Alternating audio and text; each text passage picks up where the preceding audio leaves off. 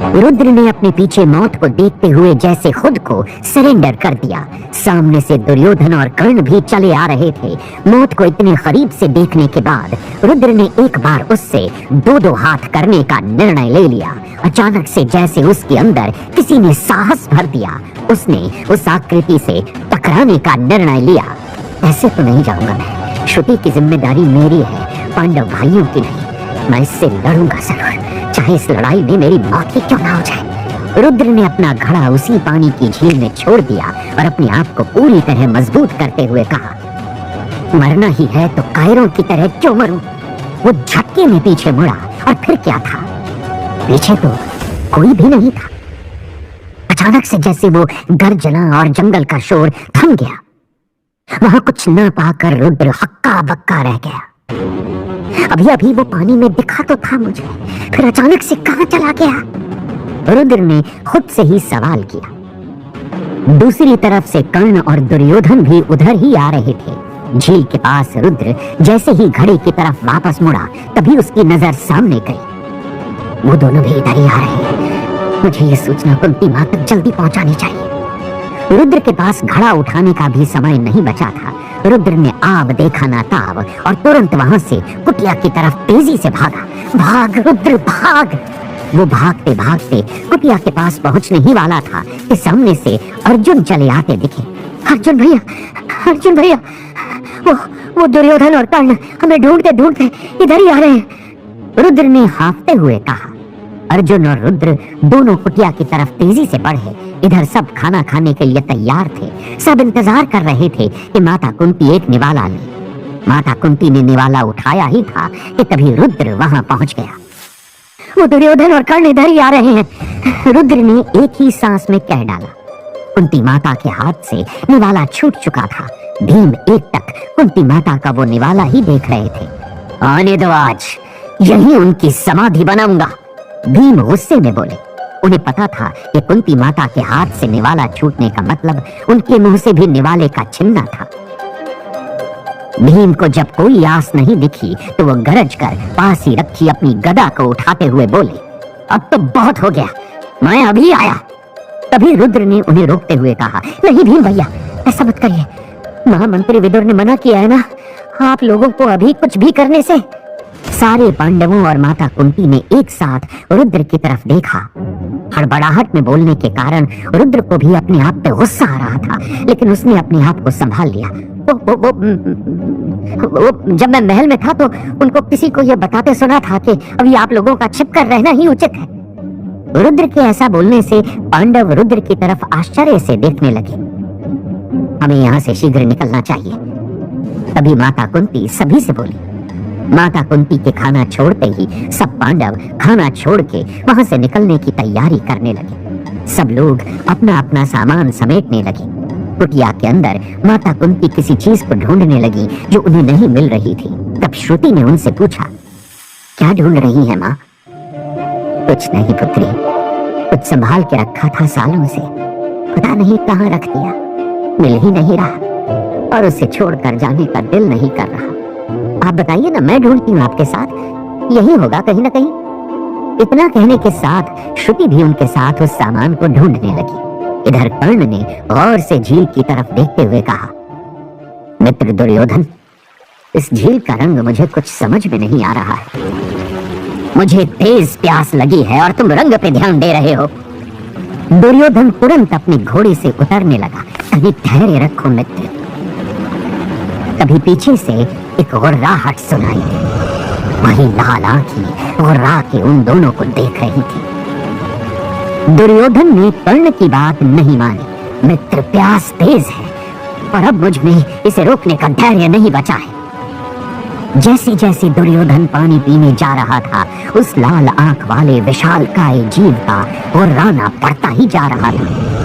कर्ण को कुछ आभास हो गया। तभी कर्ण ने कहा, रुको मित्र। उसने एकदम से दुर्योधन को रोका। क्या हुआ मित्र? दुर्योधन ने अचंभे से पूछा।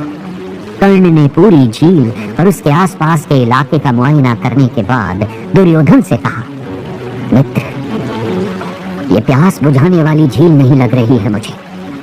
ये क्या बोले जा रहे हो तुम? सामने पानी है और प्यास भी बहुत तेज है, कैसे रोकूं? दुर्योधन ने कर्ण को देखते हुए कहा। कर्ण ने अपने घोड़े को चारों तरफ घुमाया और कुछ ढूंढने की कोशिश करते हुए कहा, धैर्य महाराज दुर्योधन, धैर्य। धैर्य मनुष्य का सबसे घनिष्ठ मित्र होता है। कर्ण अपने घोड़े से उतरा, उसने झील की तरफ देखा तो उसकी आंखें फटी की फटी रह गईं। वो देखो मित्र, जहां कर्ण देख रहा था वहां दुर्योधन ने भी देखा और देखते ही उसकी आंखें भी फैल गईं। सामने मटका दिखा जो झील में खुद ब खुद तैरता हुआ दूर निकल रहा था। इतने घने जंगल में कौन पानी भरने आ सकता है? दुर्योधन ने कर्ण से पूछा। वही तो मैं भी सोच रहा हूं मित्र, कर्ण ने जवाब दिया। तभी उसे वहां झील के ठीक किनारे पांव के दो निशान दिखे। एक पांव का निशान छोटा जबकि दूसरा काफी बड़ा था। ये देखते ही दुर्योधन को बहुत आश्चर्य हुआ। ये दो बड़े बड़े पांव तो भीम के लग रहे हैं। कर्ण और दुर्योधन दोनों के मन में शंका पैदा हुई। इधर कुटिया के बाहर सब माता कुंती का इंतजार कर रहे थे। कुटिया के अंदर माता कुंती को वो सामान अभी तक नहीं मिला था। पता नहीं कहाँ रख दिया मैंने, तनिक भी ध्यान नहीं है। कुंती माँ अपने आप को कोसते हुए बोली, आप चिंता न करें माँ, मिल जाएगा। तभी रुद्र ने बाहर से आवाज दी, श्रुति जल्दी चलो, वो लोग आते ही होंगे। फिर इधर भीम युधिष्ठिर से बोले, भैया माता जब तक नहीं आ जाती क्या मैं कुछ खाना खा लूं? भीम का इतना कहना था कि सभी भाई उन्हें एक साथ घूरने लगे। उस बच्ची ने अत्यधिक परिश्रम से इसे बनाया है और खाने का तिरस्कार करना तो पाप है ना? भीम ने सवाल किया। क्या भैया भीम, अभी सबको यहाँ से निकलना है और आपको खाने की पड़ी है? रुद्र ने खिसियाने अंदाज में कहा। भीम एकदम से चुप हो गए। पांडवों ने भी रुद्र की तरफ देखा। इधर कुटिया में माता कुंती को वो सामान नहीं मिल रहा था, उसकी वजह से उनका चेहरा रुआंसा हो गया था। श्रुति ने भी उसे ढूंढते हुए पूछा, कुंती माँ आपने कुटिया में ही रखा था ना वो सामान, आखिर क्या था वो? एक बच्चे के हाथ का कड़ा। माता कुंती कुछ सोचते हुए बोली, बच्चे का कड़ा? क्या आपने अपने होने वाले पोते के लिए बनवाया था? श्रुति ने माता कुंती से पूछा। माता कुंती श्रुति के सर पर हाथ फेरते हुए बोली, हाँ, परंतु कोई बात नहीं, अभी हम निकलते हैं।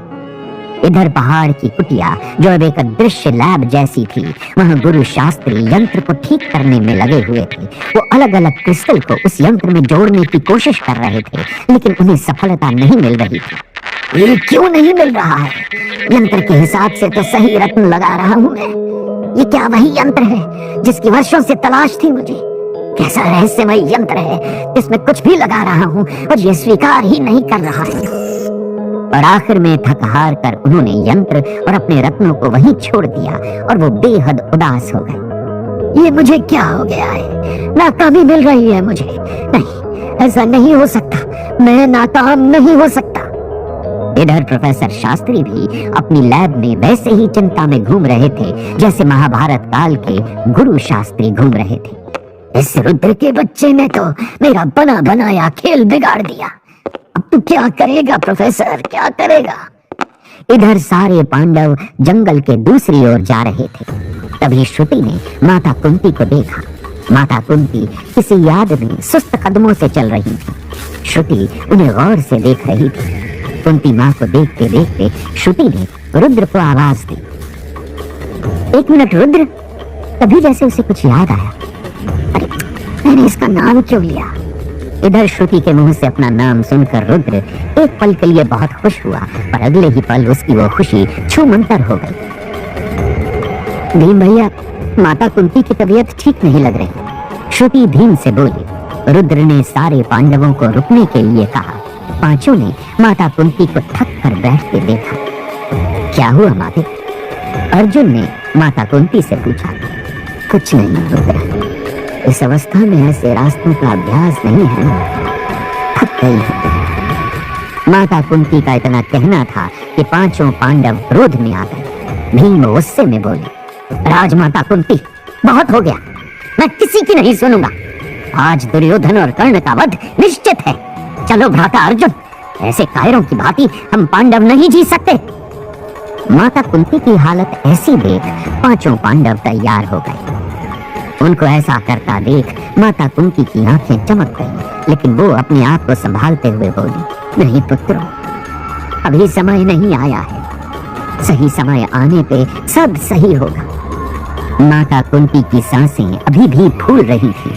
भीम अभी बोलने ही वाले थे कि तभी श्रुति ने कहा, एक मिनट, मैं अभी आई कुटिया से। माता कुंती का एक सामान वहीं रह गया है। शायद उसी की चिंता इन्हें आगे बढ़ने से रोक रही है। वो वापस कुटिया में जाने के लिए मुड़ी तो रुद्र ने भी तपाक से कहा, मैं भी चलता हूँ साथ में। तुम्हारी जरूरत नहीं है, समझे तुम? श्रुति ने नाराज होते हुए कहा, ले जाओ पुत्री। इस बार कुंती माता की बातों में आदेश नहीं बल्कि आग्रह था। ठीक है कुंती माँ, आप कहती हैं तो ले जाती हूँ। तभी कुंती माँ ने श्रुति की तरफ देखते हुए कहा, वैसे तुम्हें कैसे पता कि उस सामान के कारण ही मैं थक गई हूँ? माँ अपने बच्चों का ध्यान रख सकती है तो बच्चे क्यों नहीं? श्रुति ने कुंती माँ से कहा। श्रुति की ये बात सुनकर पांचों पांडव सेवा भाव से माता कुंती के पास गए। जैसे श्रुति की बातों ने उन्हें माँ का ख्याल रखने का एहसास करा दिया था। एक काम करो, तुम लोग यहीं रुको, मैं, रुद्र और श्रुति हम तीनों जाकर ले आते हैं वो सामान। इतना कहने के साथ ही ऐसा लगा जैसे माता कुंती के अंदर किसी ने एक नई ऊर्जा भर दी थी। उनकी थकावट एकदम से गायब हो गई। वो तीनों वहां से वापस कुटिया की ओर जाने लगे। चलते चलते रुद्र का हल्का हाथ भी श्रुति से टकराता तो श्रुति का गुस्सा बढ़ जाता। रुद्र, लिमिट में रहो। एक बार बोल दिया ना, नो मीन्स नो। श्रुति ने धीमे लेकिन गुस्से में अपने दांत पीसते हुए रुद्र से कहा। इधर जंगल में दुर्योधन और कर्ण पांवों के निशान पे अभी भी अटके हुए थे। मित्र, मैं निश्चित ही कह सकता हूँ कि ये भीम के पांव हैं। इधर वो लाल आंखें अभी भी उन्हें घूरे जा रही हैं। नहीं मित्र, उन पांचों की लाश हमने अपनी आंखों के सामने जलते देखी है। हाँ, ये छोटा पांव उस विचित्र प्राणी का अवश्य हो सकता है। इस पांव की दिशा में चलते हैं।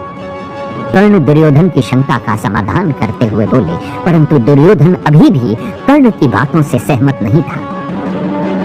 वो पांडव बहरूपीय हैं।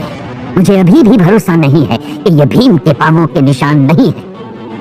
कर्ण ने पांव के निशान देखे।